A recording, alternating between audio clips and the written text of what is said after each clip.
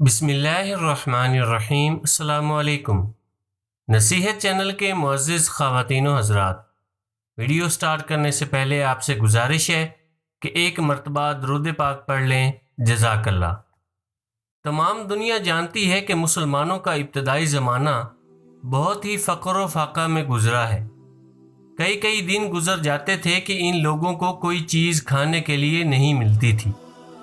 ایسی حالت میں اگر رسول اللہ صلی اللہ علیہ وآلہ وسلم کا یہ معجزہ ان فاقہ زدہ مسلمانوں کی نصرت اور دستگیری نہ کرتا تو بھلا ان مفلس اور فاقہ مست مسلمانوں کا کیا حال ہوتا۔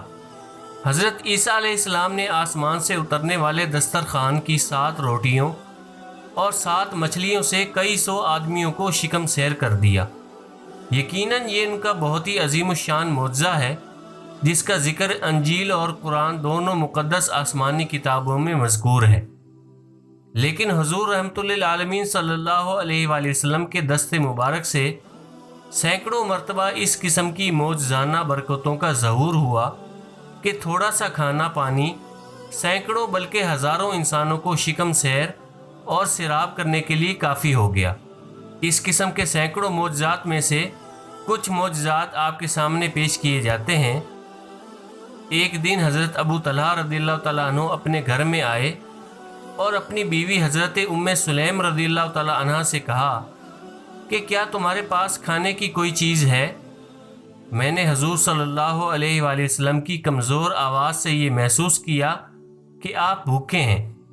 ام سلیم رضی اللہ تعالیٰ عنہ نے جو کی چند روٹیاں دوپٹے میں لپیٹ کر حضرت انس رضی اللہ تعالیٰ عنہ کے ہاتھ آپ کی خدمت میں بھیج دیں۔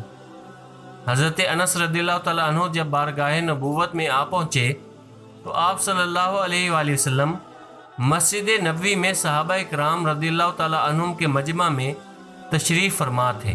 آپ صلی اللہ علیہ وآلہ وسلم نے پوچھا کہ کیا ابو طلحہ نے تمہارے ہاتھ کھانا بھیجا ہے؟ انہوں نے کہا جی ہاں۔ یہ سن کر آپ اپنے اصحاب کے ساتھ اٹھے اور حضرت ابو طلحہ رضی اللہ تعالیٰ عنہ کے مکان پر تشریف لے آئے۔ حضرت انس رضی اللہ تعالیٰ عنہ نے دوڑ کر حضرت ابو طلحہ رضی اللہ تعالیٰ عنہ کو اس بات کی خبر دی۔ انہوں نے بی بی ام سلیم سے کہا کہ حضور صلی اللہ علیہ وآلہ وسلم ایک جماعت کے ساتھ ہمارے گھر پر تشریف لا رہے ہیں۔ حضرت ابو طلحہ رضی اللہ تعالیٰ عنہ نے مکان سے نکل کر نہایت ہی گرم جوشی کے ساتھ آپ کا استقبال کیا۔ آپ نے تشریف لا کر حضرت بی بی ام سلیم رضی اللہ تعالیٰ عنہ سے فرمایا کہ جو کچھ تمہارے پاس ہو لے آؤ۔ انہوں نے وہی چند روٹیاں پیش کر دیں جن کو حضرت انس رضی اللہ تعالیٰ عنہ کے ہاتھ بارگاہ رسالت میں بھیجا تھا۔ آپ صلی اللہ علیہ وآلہ وسلم کے حکم سے ان روٹیوں کا چورا بنایا گیا اور حضرت بی بی ام سلیم رضی اللہ تعالیٰ عنہ نے اس چورا پر بطور سالن کے گھی ڈال دیا۔ ان چند روٹیوں میں آپ کے معجزانہ تصرفات سے اس قدر برکت ہوئی کہ آپ 10 آدمیوں کو مکان کے اندر بلا کر کھلاتے رہے اور وہ لوگ خوب شکم سیر ہو کر کھاتے اور جاتے رہے، یہاں تک کہ 70 یا 80 آدمیوں نے خوب شکم سیر ہو کر کھا لیا۔